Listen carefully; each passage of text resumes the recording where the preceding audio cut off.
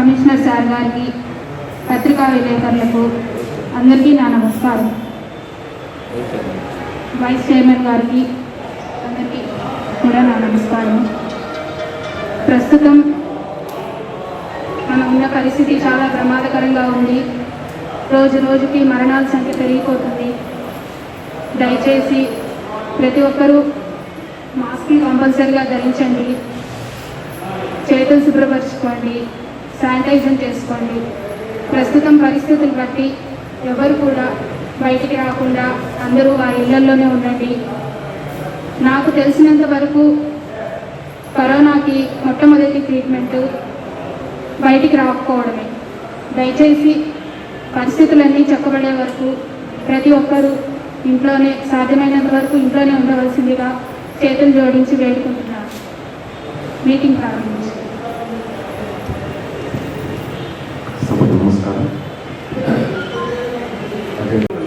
మన బజార్ వీధి, ఊరి వీధి, గంగమ్మ గుడి వీధి, మారమ్మ గుడి వీధిలో నేమ్ బోర్డు వస్తారు. షాపులు నేమ్ బోర్డులకి రోడ్ల మీద పెడుతున్నారు. ఇప్పుడు ఉండేదే ట్రాఫిక్ చాలా హెవీగా ఉంది. దానికి తోడు ఈ నేమ్ బోర్డులు రోడ్ల మీద పెట్టి చాలా ఇబ్బంది, ట్రాఫిక్ చాలా ఇబ్బందిగా. ఉండే క్రౌడ్ అంతా ఆ టైంలోనే ఉంటారు. ఉండేది మనకు 6 hours కాబట్టి క్రౌడ్ మొత్తం ఆ టైంలోనే ఉంటారు. దయచేసి నేమ్ బోర్డు ఎవరు కూడా రోడ్లో పెట్టుకోవడానికి అసలు చూడవలసిందిగా కమిషనర్ గారిని, మున్సిపల్ చైర్పర్సన్ గారిని కోరుకుంటున్నాం సార్. దీనివల్ల చాలా ఇబ్బంది అవుతారు. పోయి రావాలన్నా ఒకవేళ నేమ్ బోర్డు మేము ఎవరైనా తీసి పక్కలో పెట్టాలన్నా షాప్ వాళ్ళు దీని గలాటాకు వచ్చే పరిస్థితులు ఉన్నాయి. ఇప్పుడు నేమ్ బోర్డులు ఈ కోవిడ్ వరకు, ఈ పరిస్థితి అయ్యేంత వరకు రోడ్డు పైన పెట్టుకుంటే చర్యలు తీసుకోవాల్సి కోరుతాం. ఇంతకుముందు కరోనా కష్టంగా వచ్చినప్పుడు మనకు అవసరం ఉండి లేకపోతే ప్రతి వీధిలోనూ మనం శానిటైజ్ చేస్తున్నాము. అలాంటిది ఇప్పుడు చాలా డేంజరస్గా ఉంది. అలాంటప్పుడు కూడా శానిటైజర్ ఏరియాస్లో స్లమ్లో జరగడం లేదు. ఒకవేళ పాజిటివ్ కేసెస్ ఉన్నాయని ఇంటిమేషన్ ఇచ్చినా కానీ మరుసనాడు వచ్చినారు అంటే దానిపైన చాలా కంప్లైంట్స్ అయితే ఉన్నాయి. ఎందుకంటే ఆల్మోస్ట్ ఆల్ ప్రజల్లో కూడా ఏమి ఉందంటే దీనికి ముందు అయితే వద్దన్నా కూడా ఒకరోజు శానిటైజ్ చేస్తున్నాం. ప్రతి ఏరియా, ప్రతి వీధి కవర్ చేస్తున్నాం. ఇప్పుడు సెకండ్ వేవ్లో వచ్చి మనం దానిపైన దృష్టి పెట్టడం చాలా మర్చిపోయినాం. కాబట్టి దయచేసి ప్రతి ఒక్క ఏరియా, ప్రతి ఒక్క స్లమ్ కూడా మా కేసెస్ ఉన్ని లేకపోయి శానిటైజర్ చర్యలు తీసుకున్నాం. పెట్టిన తర్వాత వాళ్ళు లోపల పెడుతున్నారు, వాళ్ళు వచ్చేస్తున్నారు. దాని తర్వాత ఎవ్రీడే వాళ్ళు విజిట్ చేయడం లేదు. దానివల్ల ఏమవుతుందంటే వాళ్ళు ఎవరికి తెలియకుండానే వాళ్ళు బయట రావడము, షాపింగ్ అనడము, మళ్ళీ వచ్చేయడము ఇవన్నీ జరుగుతున్నారు సార్. ఎందుకంటే మా ఇంటి ముందరే జరిగిందని. కాబట్టి మా వీధిలో ఇప్పటికే 5-6 కేసులు ఉన్నాయి సార్. మా వీధిలోనే 5-6 కేసులు ఉన్నాయి. ఈ విధంగా హోమ్ అసెస్మెంట్ తర్వాత వాళ్ళకు కనీసం వాళ్ళు ఎవరికైనా వాళ్ళు విజిట్ చేస్తే కదా, వాళ్ళకి ఏదైనా ఇన్స్ట్రక్షన్స్ ఇస్తే కదా. ఒకసారి చెప్పేస్తారు హోమ్ అసెస్మెంట్, దాని తర్వాత గమ్మునుకుంటున్నారు సార్. ఇప్పుడు నేను యాక్షన్ తీసుకుంటాను సార్. మున్సిపాలిటీకి రావడం లేదా సార్? వస్తున్నప్పుడు మీరు వాళ్ళు ఎవరు ఉన్నారు పేషెంట్స్ అని వాళ్ళు ఇంట్లో శానిటైజ్ చేయాలా, మీరు బ్లీచింగ్ చల్లాలా, అదంతా ఉంది కదా. ఇప్పుడు మా వీధిలోనే ఉన్నారు. ఎవరని మాకు తెలుస్తుంది. అందరికీ అట్లా మేము చెప్పలేం కదా. వాళ్ళ ఇంట్లో ముందు పోవద్దండి, అక్కడ వెళ్ళొద్దండి చెప్పలేం కదా. మా వీధి ఏమంటే చిన్నూరుకు పోయే దారి. వీళ్ళు ఊరికి పోయే వాళ్ళంతా అరిసిపోయి అక్కడ అరుగులు పోయిన కొద్దిసేపు కూర్చుంటారు. వాళ్ళు ఎక్కడ కూర్చున్నారంటే కరెక్ట్గా కోవిడ్ ఉంటే వాళ్ళ ఇంటి ముందరే కూర్చున్నారు. వాళ్ళకేం తెలుస్తుంది? అట్లాంటప్పుడు స్ప్రెడ్ అవుతుంది కదా. మీరు బ్లీచ్ వేయాలి కదా. మా వాటిలో 4-5 కేసులు ఉన్నాయి. ఒక చోట కూడా బ్లీచింగ్ లేదు, ఒక చోట కూడా శానిటైజ్ చేయలేదు. లేదా లేకపోతే మీరు క్యాబ్ తీసుకుంటూ అన్నారా అని కూడా అర్థం కావట్లేదు. ఒక్కొక్క కేసు వచ్చి 5 రోజులు 6 రోజులు అవుతా ఉంటే కూడా ఇంతవరకు ఏం లేదు.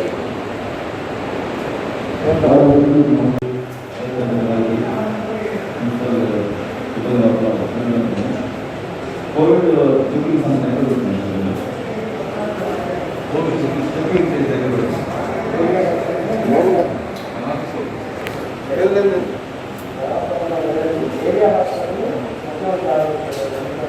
సార్ మొన్న మున్సిపల్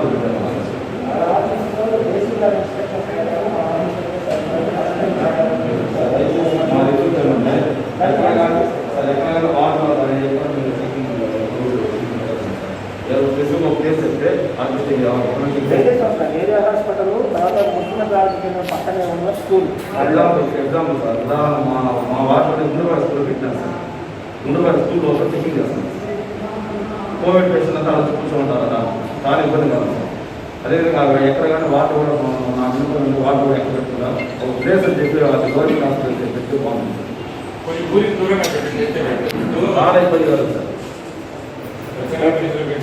మున్సిపాలిటీ సంవత్సరానికి మనం ఎంత ఆదాయం సంపాదిస్తూ ఉన్నాం, ఆదాయం ఏ విధంగా కోల్పోతా ఉన్నాం అనే దానిపైన మనం దృష్టి పెట్టాలి. దేనికంటే ఎన్నో పాలకవర్గాలు వస్తూ ఉంటాయి, పోతూ ఉంటాయి. మనం వచ్చిన దానికి మనం చేసిన పీరియడ్ అనేది చాలా ఇంపార్టెంట్.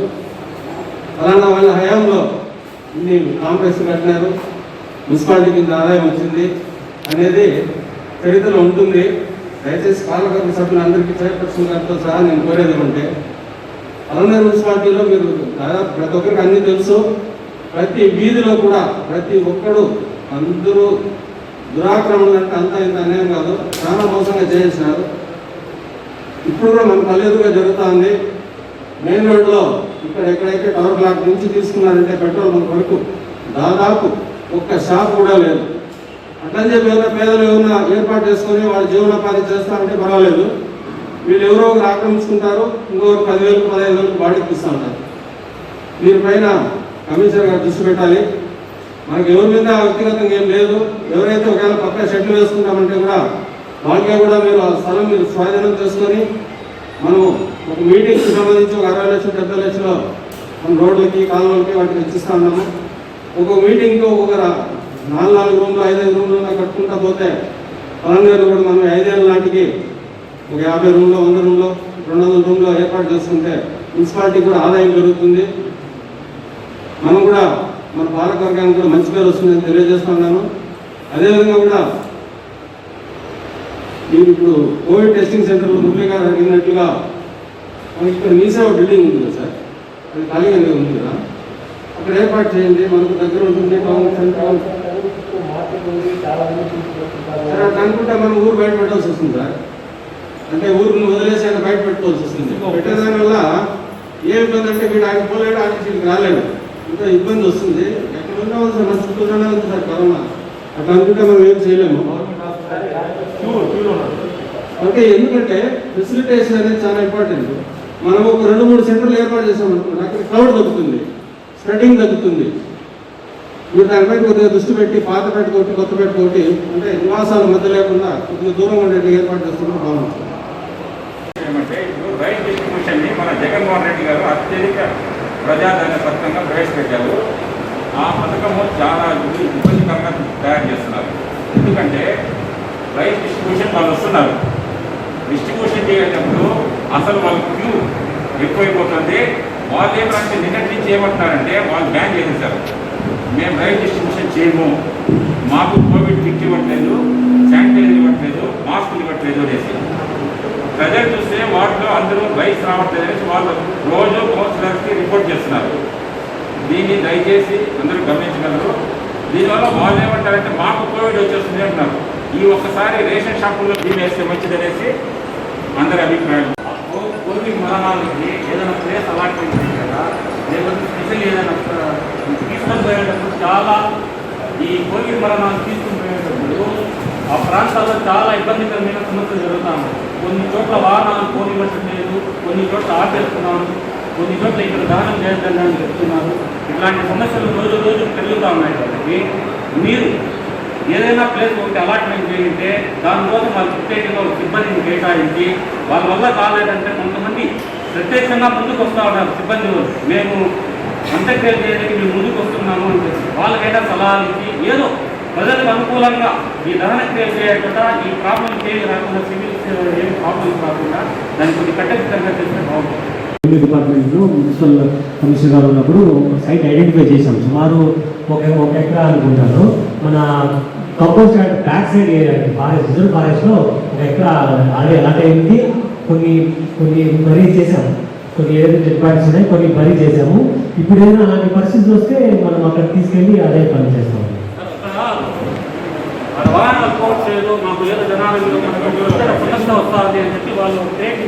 లేదు కానీ పోలీసు వాళ్ళు ఉన్నారు, ఎవరు ఆపేది లేదండి. ఇలా ఆపేకైతే మనకు అదే అక్కడ సభ్యులు గట్టిగా వెళ్ళారు. అక్కడ వాళ్ళకు బోర్డు పెట్టండి, వీసా గవర్నమెంట్ బోర్డు పెట్టద్దు, వాళ్ళని ఎదేసియట్ అవుతుంది, అది లేదు అని చెప్పారు. కింద పేపర్ అంటిస్తున్నాము ఈ ఇంట్లో పాజిటివ్ ఉంది అని. మేము వచ్చేస్తానే వాళ్ళు ఏం చేస్తున్నారు. 2, పోయినసారి 47 కేసులు వస్తే 15 చాలా ఎక్కువ. కానీ ఈసారి గడిచిన వారం రోజులు, ఈరోజు గురువారం, లాస్ట్ గురువారం నుంచి ప్రతిరోజు 100, 107, 123, 127 కేసులు వచ్చేస్తున్నాం. అంటే 127 ఇళ్ళు మేము 105 మంది ప్రతిరోజు శానిటైజ్ చేయాలి, అలాగే బ్లీచింగ్ చేయాలి. పేరు చెప్పకూడదు, ఆ ఇంట్లో కరోనా ఉంది అని చెప్పి వాళ్ళని వెలివేసినట్టుగా చూడకూడదు, వాళ్ళు ఎడ్యుకేట్ చేయాలి. అంటే మేమందరికీ నమస్కారం చెప్పి ఇంటి ముందు నిలబడి మా స్టాఫ్ నాతో సహా అందరూ చెప్తున్నాం. దీన్ని అర్థం చేసుకునే వాళ్ళు 90% ఉంటే అర్థం చేసుకునే వాళ్ళు 10% ఉన్నారు. వాళ్ళకి కరోనా ఉంది, వాళ్ళ ఇంకా వాళ్ళ ఆవిడకి కరోనా ఉంది, వచ్చి బజార్లో షాప్ ఇస్తారు. మేము వాళ్ళ ఇంటి ముందుకు వెళ్ళి సున్నం వేస్తే ఒక కేసు ఎవరో సభ్యులు అడిగిన బజార్ అయ్యిండకపోవచ్చు, మేడం గారు చెప్తున్న ఏరియా అయ్యిండకపోవచ్చు. కానీ నేను స్వయంగా చూసింది డీసీ స్ట్రీట్లో సున్నం వేస్తే, సాయంత్రం 5 సున్నం వేస్తే 6 గిన్నెతో నీళ్ళు తీసుకొచ్చి ఆ ఇంటి ముందు మొత్తం కడిగేశారు. 7:30 మళ్ళీ నేను ఆ రోడ్లో వెళ్తూ ఉంటే షాప్స్ గురించి చెక్ చేయడం కోసం, ఇది ఐసోలేటెడ్ హౌస్ కదా అంటే ఎవరు ధనాన్ని చెప్పడానికి లేదు, పట్టించిన వాళ్ళు వచ్చి నాకు కంప్లైంట్ చేయడం, వాళ్ళు నీళ్ళు పోసి కడిగేస్తున్నారు, వాళ్ళకి తెలియకూడదంట. మేము వేస్తున్నాం, వాళ్ళు కడిగేస్తున్నాం. గౌరవ సభ్యులు ఇంకో క్వశ్చన్ అడిగారు, అది మొత్తం కంటైన్మెంట్ చేయలేదు. మన బీసీలో కూడా కరెక్ట్గా నేను ఇదే వెయిట్ చేశాను, జిల్లాలో ఎవరు వెయిట్ చేయలేదు. కంటైన్మెంట్ అని బ్యారికేడ్స్ కట్టిన తర్వాత ఆ వీధిలో నడవడానికి కానీ రావడానికి కానీ పోవడానికి కానీ లేదు. పోయినసారి వాలంటీర్స్తోనే నెంబర్ అందించి వాలంటీర్లు, area doctor, municipal commissioner, tahsildar, MPDO అని చెప్పి అందరి దగ్గర నెంబర్లు వాళ్ళ ఇంట్లో ఇచ్చి వాళ్ళు బయటకు రాకుండా చూసాం. ఈసారి అలా ఏ వాలంటీర్లు చేయటం లేదు. తర్వాత ఆ వీధిలో నడకని ఆపేయడానికి లేదు, బ్యారికేడ్స్ కట్టకూడదు. నెక్స్ట్ అక్కడ కంటోన్మెంట్ బోర్డు పెట్టి ఆ వీధిలో వాళ్ళందరికీ జాగ్రత్తలు తెలియజేయాలి. పోయినసారి దృష్ట్యా అందరూ జాగ్రత్తలు తీసుకొని ఎడ్యుకేట్ చేయాలి, అవేర్నెస్ క్యాంపులు పెట్టాలి, జనానికి చెప్పాలి అంటున్నాం. మేము చాలామంది సభ్యులు నాకు ఫోన్ చేస్తున్నారు, చాలా మీడియా పీపుల్ ఫోన్ చేస్తున్నారు. అదే వీధిలో ఉంటే ఎవరైనా సరే మా నెంబర్లో ఉన్న వాళ్ళు నాకు ఫోన్ చేసి మా బజార్లో మా ఇంటి పక్కన పాజిటివ్ ఉందండి అంటే, వార్పు ప్లేస్లో వేరే పని ఏం లేదండి, మా శానిటరీ వర్కర్స్ మార్నింగ్ నుంచి నైట్ 9 గంటల వరకు అదే పనిలో ఉండి వెళ్ళి అక్కడ శానిటైజేషన్ చేయటము, బ్లీచింగ్ వేయడం. నేను రాగానే ఇక్కడ బ్లీచింగ్ మా పొద్దు అంటే మీరు వేయడం లేదు, అది వాళ్ళ రైట్ కాదు. బ్లీచింగ్ వేసేది ఆ వీధిలో ఉన్న ఎవరికి ఇంకా కరోనా రాకూడదు, ఈ బజార్లో కరోనా ఉంది తెలియడం కోసం. దాన్ని ఖచ్చితంగా ఇంప్లిమెంట్ చేస్తున్నాం, మేము వచ్చాక కడిగేస్తున్నాం. పొరపాటు మానేది కూడా ఉంటుంది, దయచేసి అందరూ గమనించాలి. ఈ ఒక్క విషయంలో 100, 127 కేసులు వస్తున్నప్పుడు మాకే అర్థం కావట్లేదు ఎటువైపు వెళ్ళాలి. వార్డు నెంబర్ 1గా, వార్డు నెంబర్ 24గా, వార్డు నెంబర్ 18గా వెళ్తున్నాం. ఒక ట్రాక్టర్ ఉంది, ఇంకో ట్రాక్టర్ హైర్ చేసాం, మైకులు పెట్టాం, బ్యానర్స్ వేసాం, రోజు తిరిగి చెప్తున్నాం, మాస్కులు పెట్టుకోమంటున్నాం, మీ ద్వారా చెప్పిస్తున్నాం, పడమే పరిరక్షణ సంస్థతో చెప్పిస్తున్నాం, ఫ్రెండ్స్ సర్కిల్తో చెప్పిస్తున్నాం, అవేర్నెస్ మార్పు చాటంగా చేస్తున్నాం. మనకి ఈ సమస్య వచ్చినప్పుడు నాడే సమస్య అనుకుంటున్నాం, కానీ 127 మంది సమస్య మేము 100 మంది తీర్చడానికి చక్రకాల ప్రయత్నం చేస్తున్నాం. ఇంకా మాకే ఎక్కువ రిస్క్ ఉంది. రోజు లోతులతో టాబ్లెట్ కలెక్షన్ చేసిన దగ్గర నుంచి శానిటైజ్ చేసినప్పుడు, తర్వాత ఈ శానిటైజ్ ఐసోలేషన్ చేసే ఇళ్ళని ఏఎంఎస్ గుర్తించి వాళ్ళకి మెడికల్ కిట్స్ ఇస్తున్నారు. నేను రోజు 10 నుంచి 15 హౌసులు చెక్ చేసి వాళ్ళు బయటకు రావద్దు, ఇవన్నీ చెట్లు బయట కూడా మాకు అప్పుడు చెప్పారు. మేము చూస్తున్నామని తిరుగుతున్నాము, చేస్తున్నాం. అయితే ఇంకా ఉన్నాయి, నేను చెప్పింది 100% నిజము. ఇంకా కొంచెం చేయాల్సింది ఖచ్చితంగా మేము షాపులు తెలుసుకుంటాం. అందుకే మన ఎజెండాలో